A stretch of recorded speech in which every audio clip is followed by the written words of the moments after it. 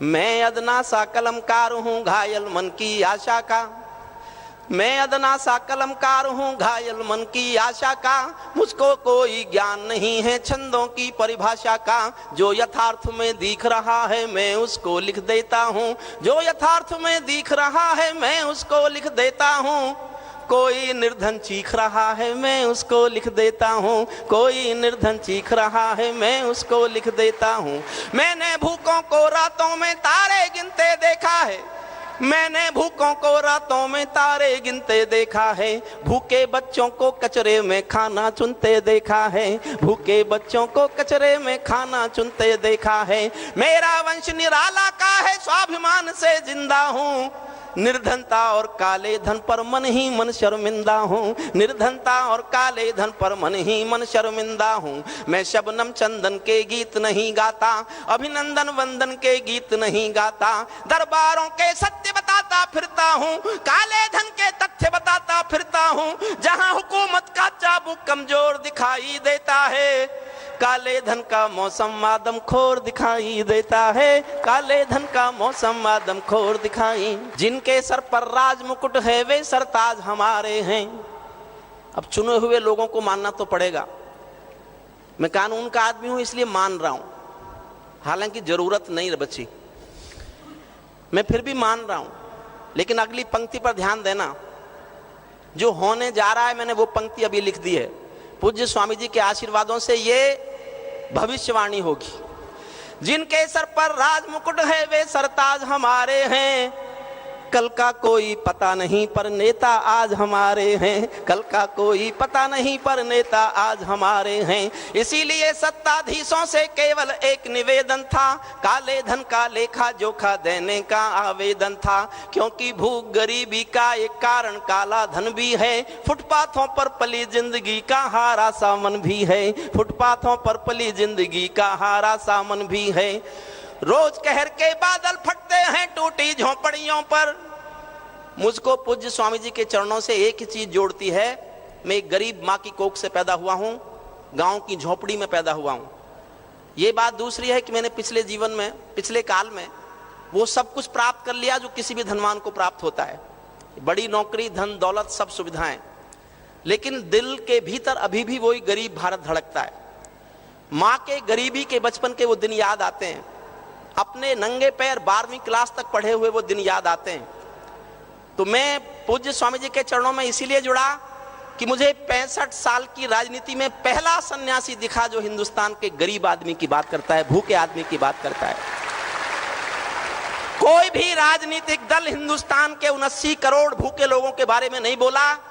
जब मैंने सन्यासी जी के मुंह से हिंदुस्तान के 80 करोड़ गरीब लोगों की दर्द की बातें सुनी तो मुझे लगा कि मेरा तीर्थ यही है, मेरा शिवालय भी यही है, मेरा मंदिर भी यही है और मेरी मंजिल भी यही है। रोज कहर के बादल फटते हैं टूटी झोपड़ियों पर, रोज कहर के बादल फटते हैं टूटी झोपड़ियों पर। कोई संसद बहस नहीं करती भूखी अंतड़ियों पर। भूख प्यास का आलम देखो जाकर काला हांडी में, माँ बेटी को बेच रही है दिन की एक दिहाड़ी में, माँ बेटी को बेच रही है दिन की एक दिहाड़ी में। जो भी सिंहासन पर आए अहंकार में झूल गए, काले धन के साम्राज्य से आंख मिलाना भूल गए। झोपड़ियों के दुख दर्दों पर रामदेव जी बोले तो सन्यासी ने काले धन के काले पर्दे खोले तो पूरी संसद काले धन पर मौन साध कर बैठी है। और अगली पंक्ति आपके एक एक के दिल के जोश की उमंगों को तालियों में बदलना चाहती है। पूरी संसद काले धन पर मौन साध कर बैठी है, शुक्र मनाओ जनता अब तक हाथ बांध कर बैठी है, शुक्र मनाओ जनता, शुक्र मनाओ जनता अब तक हाथ बांध कर बैठी है। जिस दिन भूख बगावत वाली सीमा पर आ जाती है, जिस दिन भूख बगावत वाली सीमा पर आ जाती है, कभी कभी भूखी जनता सिंहासन को खा जाती है, कभी कभी भूखी जनता सिंहासन को कभी कभी भूखी जनता सिंहासन को खा जाती है। मैं झुग्गी झोपड़पट्टी का चारण हूँ, गरीब आदमी के समर्थन में उठा हुआ एक कलमकार हूँ। मैं झुग्गी झोपड़पट्टी का चारण हूँ, मैला ढोने वालों का उच्चारण हूँ, आंसू का अग्नि गंधा संबोधन हूँ। भूखे मरे किसानों का उद्बोधन हूँ, भूखे मरे किसानों का उद्बोधन हूँ। संवादों के देवालय को सब्जी मंडी बना दिया, संवादों के देवालय को सब्जी मंडी बना दिया। संसद में केवल कोलाहल शोर सुनाई देता है, काले धन का मौसम आदमखोर दिखाई देता है, काले धन का मौसम। काला धन वो धन है जिसका एक भिखारी भी जो भीख मांगता है देश में, भीख मांगने वाला भिखारी जिसके हाथ में एक सिल्वर का टूटा सा कटोरा है, उसने भी सरकार को टैक्स दे रखा है, क्योंकि ये कटोरा खरीदने में सिल्वर पर टैक्स लगता है। भिखारी भी सरकार को टैक्स देता है। और ये काले धन के मालिक काले धन पर टैक्स नहीं देना चाहते। गरीबी और काले धन का सीधा संबंध है। भारत सरकार के पास अगर उस सारे धन का टैक्स गया होता जो हिंदुस्तान में कमाया जाता है, तो हिंदुस्तान के खजाने भरे हुए होते, गरीबों के लिए योजनाओं की कमी नहीं होती। लेकिन हमने स्विस के बैंकों में पैसा ले जाके रख दिया, जहां 1 लाख पर 15,000 रुपए किराया देना पड़ता है। किराए पर हमने पैसे दुनिया के देशों में संदूकों में बंद करा दिए, उस पर किराया दे रहे हैं। हिंदुस्तान की सरकार को टैक्स नहीं देना चाहते। यह है काला धन।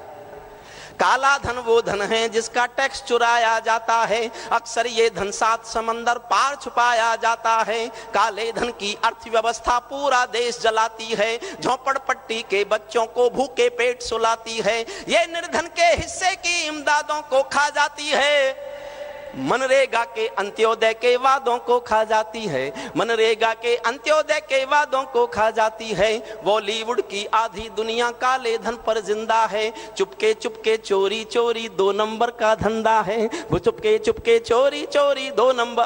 और एक पंक्ति समझिए, मैं अनुरोध करता हूं, शायद आप समझ जाएं। जब व्हाइट पैसे से बनती थी तो फिल्में काली थी, जब व्हाइट पैसे से बनती थी तो फिल्में काली थी, नैतिकता की संपोषक थी, शुभ संदेशों वाली थी। काले धन की फिल्मी दुनिया इंद्रधनुष रंगों में है, काले धन की फिल्मी दुनिया इंद्रधनुष रंगों में है, पर दुनिया में जगह हमारी नंगों भिखमंगों में है, पर दुनिया में जगह हमारी नंगों, पर दुनिया में जगह हमारी नंगों भिखमंगों में है। जैसे सोमनाथ का मंदिर लूट लिया था गजनी ने, जैसे सोमनाथ का मंदिर लूट लिया था गजनी ने, भूजल जंगल लूट लिए हैं नेताओं की करनी ने। खनन माफिया काले धन के बल पर बैठे बैठे हैं, स्विस बैंकों की संदूकों के तालों में जा बैठे हैं, स्विस बैंकों की संदूकों के तालों में जा बैठे हैं। राजनीति के दर्पण मैले मैले हैं, राजमहल के दर्पण मैले मैले हैं, नौकरशाही के पंजे जहरीले हैं। शासकीय सुविधा बढ़ गई दलालों में, क्या ये ही मिलना था 65 सालों में, क्या ये ही मिलना था 65 साल। और एक पंक्ति आपका अतिरिक्त जोश मांगती है, समझिएगा, जोश उठाइएगा, मुझे और जोश आएगा पढ़ने में। शासकीय सुविधा मिट गई दलालों में, क्या ये ही मिलना था 65 सालों में। 47 में हम आजाद हुए थे आधी रजनी को, रात के 12 बजे। 47 में हम आजाद हुए थे आधी रजनी को, सुबह नहीं आई अंधियारा घोर दिखाई देता है, काले धन का मौसम आदमखोर दिखाई देता है, काले धन का मौसम आदमखोर दिखाई, काले धन का मौसम आदमखोर दिखाई देता है। हम काले धन वालों का धन धाम नहीं पा सकते हैं, हम काले धन अगली पंक्ति और जोश बढ़ाती है, हम काले धन वालों का धन धाम नहीं पा सकते हैं। ये इतने भूखे हैं कोल खदाने भी खा सकते हैं, ये इतने भूखे हैं, ये इतने भूखे हैं कोल खदाने भी खा सकते हैं। इनके काले तारों से तो नीलांबर डर सकता है, इनकी प्यास बुझाने में तो सागर भी मर सकता है, इनकी प्यास बुझाने में तो सागर भी मर सकता है। अपनी माँ भारत माता से नाता तोड़ चुके हैं ये, मीर जाफरों जयचंदों को पीछे छोड़ चुके हैं ये, मीर जाफरों जयचंदों को पीछे। गॉड पार्टिकल खोजा है, एक यूरोप ने रिसर्च की है, पता नहीं कितने लाख करोड़ खर्च करके, दुनिया के 700 साइंटिस्ट लगे, रिसर्च करने में 8 साल लगे, और रिसर्च के बाद ये पता लगाया कि एक कोई बहुत छोटा बहुत छोटा बहुत छोटा सा कण है जिसका नाम गॉड है। हमसे सीख लेते, हमारा तो बच्चा बच्चा जानता है कि कण कण में भगवान होता है। इतनी बड़ी रिसर्च में यह पता लगाया जो हिंदुस्तान के ऋषि मुनि बचपन से बच्चों को बताते फिर रहे हैं, कण कण में भगवान होता है। इस रिसर्च की जरूरत नहीं थी। किस रिसर्च की जरूरत थी? आशीर्वाद देना। गॉड पार्टिकल खोजा है, फ्रॉड पार्टिकल खोजो। गॉड पार्टिकल खोजा है, फ्रॉड पार्टिकल खोजो। जो काले धन के मालिक हैं उनका आज और कल खोजो। जो काले धन के मालिक हैं उनका आज और कल खोजो। जो काले धन के मालिक हैं उनका आज और कल खोजो। काले धन के गद्दारों के नाम बताओ, डर क्या है? काले धन के गद्दारों के नाम बताओ, डर क्या है? उनको उनके कर्मों का अंजाम बताओ, डर क्या है? उनके पाम छिपाना तो संवैधानिक गद्दारी है। उनके नाम छिपाना तो संवैधानिक गद्दारी है। संविधान की रक्षा सिंहासन की जिम्मेदारी है। संविधान की रक्षा सिंहासन की जिम्मेदारी। दुनिया भर के आगे हाथ पसारेंगे। कह रहे हैं हमको 91 में कर्जा मिलना बंद हो गया था, ले आओ कि जितना मांग सकते हो, जिससे मांग सकते हो। दुनिया भर के आगे हाथ पसारेंगे, लेकिन एक युद्ध किया स्वामी जी ने, अपना ही ले आओ। वो नहीं करेंगे। दुनिया भर के आगे हाथ पसारेंगे, लेकिन काले धन की जंग नकारेंगे। झोली लेकर और घूमना बंद करो, अमेरिका के चरण चूमना बंद करो। अमेरिका के चरण चूमना बंद। और एक पंक्ति पूरे सदन की तालियां मांगती है। इससे बड़ा शर्मनाक कुछ भी नहीं है। एक सच्चाई है ये। पूरे सदन की तालियां चाहता हूं एक पंक्ति पर। इससे ज्यादा इस देश की और क्या दुर्गति हो सकती है? झोला लेकर और घूमना बंद करो, अमेरिका के चरण चूमना बंद करो। दिल्ली को कर्जा मिलता है भारत के काले धन से। दिल्ली को कर्जा मिलता है भारत के काले धन से। पश्चिम की दादागिरी का दौर दिखाई देता है। काले धन का मौसम आदमखोर दिखाई देता है। काले धन का मौसम आदमखोर। और पूज्य स्वामी जी, अब मैं जो कहने जा रहा हूं वो कहने के लिए मैंने तय कर लिया था कि मेरे साथ जिस तरह से षड्यंत्र, जिस तरह से साजिश हमारे पतंजलि उत्पादों के साथ हो रही है, ब्रांडिंग को सैंपल बताया जा रहा है। बेसन पर आरोग्य क्यों लिख दिया? आरोग्य के माने ये ठीक करता है आदमी को। बेसन तो कोई दवाई नहीं है, इस पे आरोग्य क्यों लिखा? अगला चुनाव आने दो, हिंदुस्तान की जनता पूछेगी कि तुमने पिछले 5 साल शासन क्यों किया।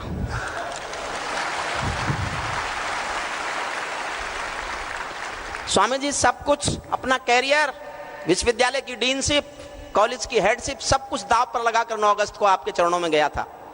सब पदों से इस्तीफा दे दिया था मैंने विश्वविद्यालय के, क्योंकि उन्होंने जानबूझकर उसी दिन विश्वविद्यालय की डीनशिप की मीटिंग रखी थी, डीनों की, जिस दिन स्वामी जी का आंदोलन शुरू हो रहा था। मेरे सामने 2 रास्ते थे, मैं स्वामी जी के चरणों में जाता या विश्वविद्यालय से डीनशिप छोड़ता। मैंने डीनशिप से त्याग पत्र दिया, स्वामी जी के चरणों में जाने का फैसला किया। मैं जो आगे पढ़ने जा रहा हूं, मैंने सब कुछ दांव पर लगा दिया है स्वामी जी के चरणों में आने के लिए, बिना सोचे बिना समझे, ये समझकर कि एक मसीहा, एक आत्मा, एक सन्यासी, एक फकीर बादशाहों से लड़ रहा है, लेकिन सच के लिए लड़ रहा है, भूखे आदमी के लिए लड़ रहा है, भारत मां की सुरक्षा के लिए लड़ रहा है, भारत मां की अस्मिता के लिए लड़ रहा है। मैंने संसार के इतिहास में नहीं पढ़ा, पूरे संसार का इतिहास जानता हूं। मैं जेपी के आंदोलन से शामिल हुआ, महेंद्र सिंह टिकैत का किसान आंदोलन मैंने जिया, और अब स्वामी जी के चरणों में हूं। मैंने संसार में किसी महान नेता की जीवनी में नहीं पढ़ा कि कोई एक फकीर 11 करोड़ लोगों से सीधी बात करता है, 11,000 सभाएं करता है, 11 लाख किलोमीटर की यात्रा करता है, और उसके बाद भी केवल हिंदुस्तान की अस्मिता की लड़ाई लड़ता है, 1.5 कपड़े में रहता है, जमीन पर सोता है। उस फकीर को कोई सियासत षड्यंत्रों में बांधना चाहती है तो जनता सब कुछ समझती है। जनता अब इतनी मूर्ख नहीं रही, मूर्ख नहीं है जनता, सब कुछ समझती है जनता। अगली पंक्तियां आपका ध्यान चाहती है और बहुत जोश भी चाहती हैं। सत्ता और विपक्षी दोनों चुप्पी साधे बैठे हैं, सत्ता और विपक्षी दोनों चुप्पी साधे बैठे हैं, आंखों पर गंधारी जैसी पट्टी बांधे बैठे हैं, आंखों पर गंधारी जैसी पट्टी, आंखों पर गंधारी जैसी पट्टी बांधे बैठे हैं। ये नीरो की तरह दुखों से दूर दिखाई देते हैं। जब रोम जल रहा था, नीरो बांसुरी बजा रहा था, बांसुरी बज रही थी नीरो की, पूरा रोम जल गया। ठीक नीरो से तुलना करता हूं मैं आज। ये नीरो की तरह दुखों से दूर दिखाई देते हैं, रावण जैसे अहंकार में चूर दिखाई देते हैं, रावण जैसे अहंकार में चूर दिखाई। और अब बोलता है हरिओम पवार, जिसने, जिस ऊर्जा ने, जिस शक्ति ने, जिस तर्क शक्ति ने मुझे हरिओम पवार बनाया और स्वामी जी के चरणों का आशीर्वाद प्राप्त हुआ, वो 4 पंक्तियों में पढ़ता हूं और आपका जोश मांगता हूं, देखना चाहता हूं कितना मेरे साथ है आप।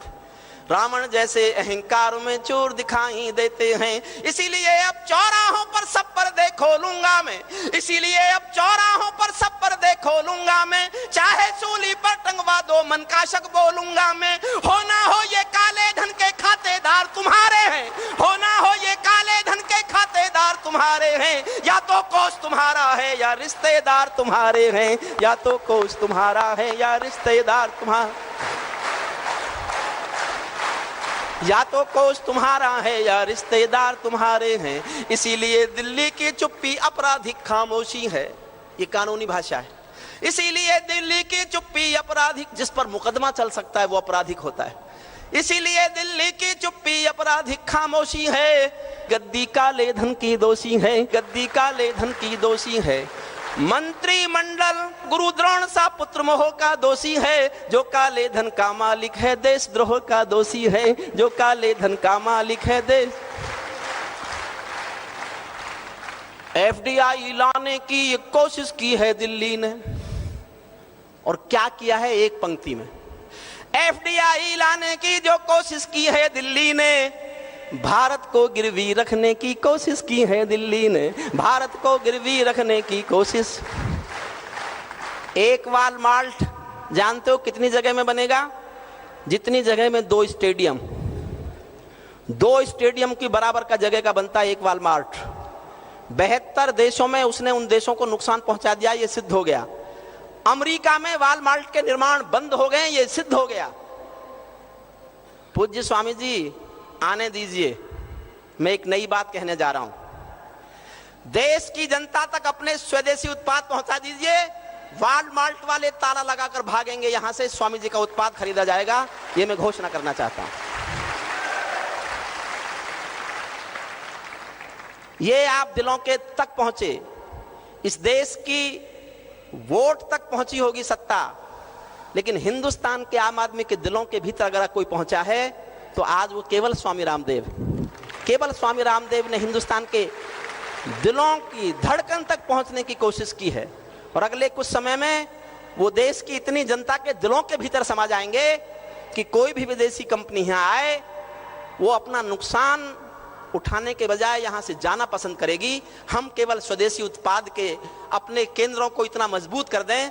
जनता जितना आज स्वदेशी उत्पाद चाहती है, मैं मेरठ की जानता हूं, जितना स्वदेशी उत्पाद चाहिए सप्लाई नहीं है, सप्लाई नहीं है, 30% भी सप्लाई नहीं है।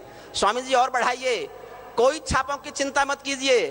फकीर और सिंहासन की लड़ाई में संसार में ऐसा कोई उदाहरण नहीं है जब फकीर हार गया हो और सिंहासन जीत गया हो।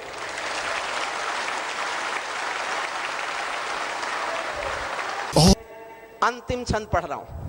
एफडीआई लाने की जो कोशिश की है दिल्ली ने, भारत को गिरवी रखने की कोशिश की है दिल्ली ने, इससे आधी कोशिश अपना धन लाने में कर लेते, इससे आधी कोशिश अपना धन लाने में कर लेते, भूख गरीबी से लड़ लेते और खजाने भर लेते, भूख गरीबी से लड़ लेते और खजाने भर लेते।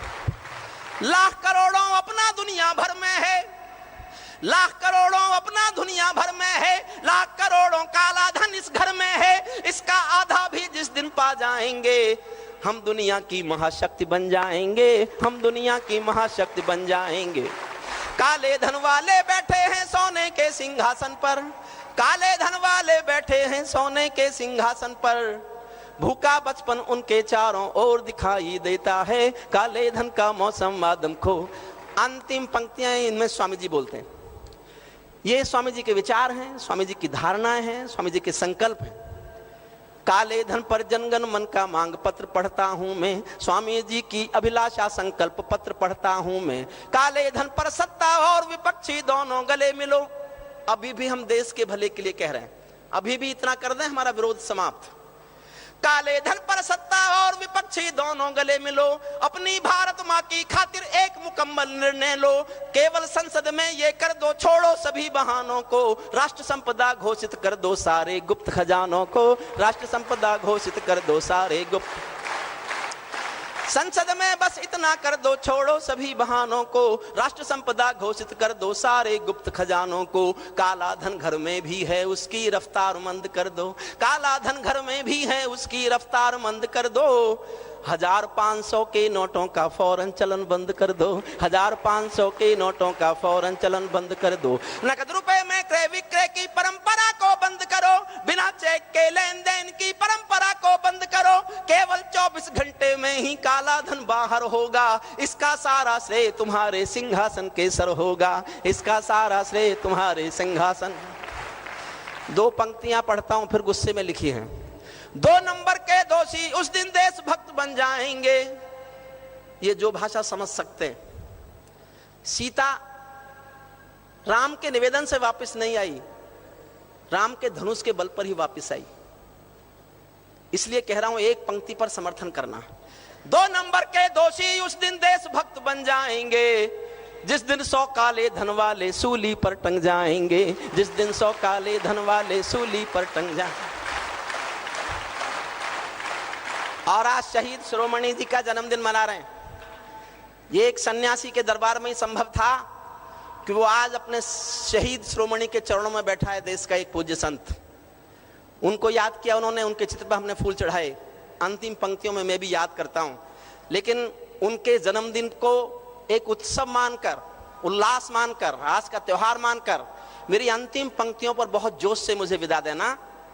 2 नंबर के दोषी उस दिन देशभक्त बन जाएंगे, जिस दिन 100 काले धन वाले सूली पर टंग जाएंगे। मेरी भाषा तीखी है तो होने दो, मेरी भाषा तीखी है तो होने दो, चाकू छुरी सरीखी है तो होने दो।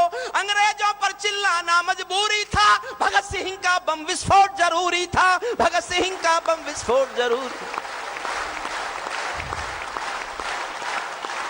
मेरी भाषा तीखी है तो होने दो, चाकू छुरी सरीखी है तो होने दो। अंग्रेजों पर चिल्लाना मजबूरी था, भगत सिंह का बम विस्फोट जरूरी था। दिल्ली दावा ठोक रही है अब भी रोज तरक्की का, दिल्ली का झूठा दावा मुंह जोर दिखाई देता है, काले धन का मौसम आदमखोर दिखाई। बहुत बहुत धन्यवाद पूज्य स्वामी जी के चरणों का।